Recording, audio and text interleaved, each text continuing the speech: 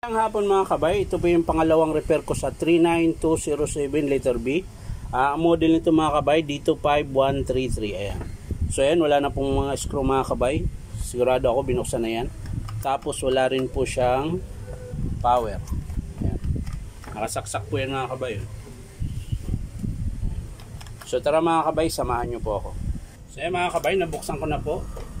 So ititester po natin yung muna yung cord. Ayan, titesterin po natin yung cord mga kabay. Wala naka-on. Titesterin natin yung cord. So meron mga kabay. Ayan. Kabila. So meron din sa kabila mga kabay. So okay po dito sa cord. So switch, testing natin yung switch mga kabay. Yun, wala mga kabay. Bakit go?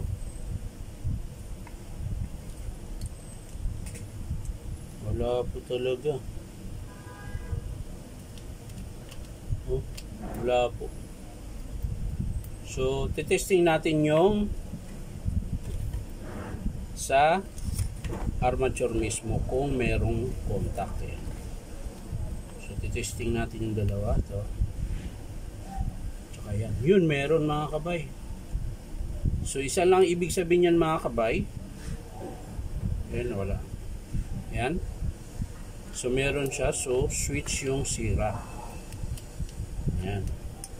So ngayon nire-recta natin mga kabay. Nire-recta natin kung meron siyang tawag nito, kung gagana, tsaka kung meron siyang chipping. So irerekta natin yung isang, bali dalawang linya na to nakarekta mga kabay.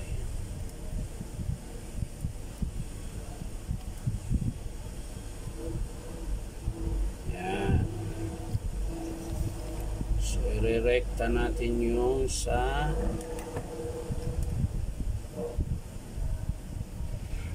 yan.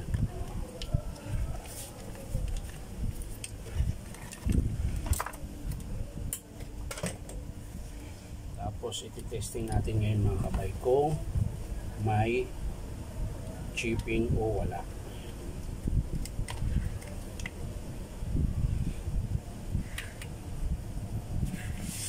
So yan mga kabay, ito po i-rerekta natin yung kabilang linya. Ayan, titip lang natin para magamit pa natin yung wire sa susunod.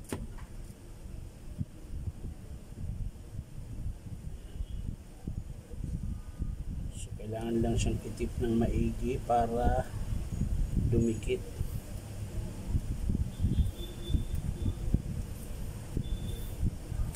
Kaya mga kabay, sasaksak natin ngayon kung gagana ba siya.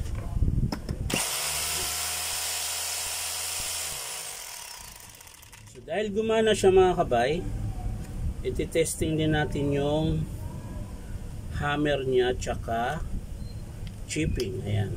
Kasi 3 mode po ito mga kabay. So isasara lang natin to. Sasara lang natin yung unit. Yan, para safety tayo mag-testing. Yan.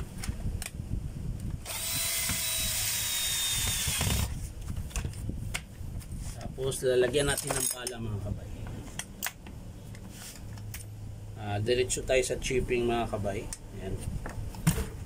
Yun yung umiikot na walang umiikot siya na may hammer.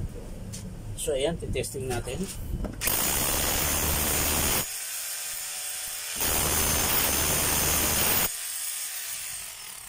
So okay pa po yung chipping niya.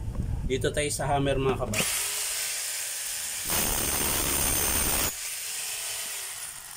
So okay din po yung hammer mga kabay. Sa drill tayo.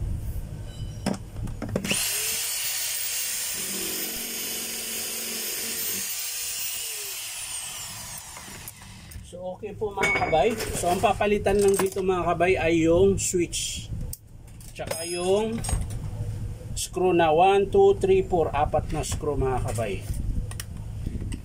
Dahil hindi na po nila binalik sa... Ito baliktad nga eh. Dapat dito siya eh. Yan. So magpapalit tayo ng switch. Tsaka 1, 2, 3, 4. Apat na screw.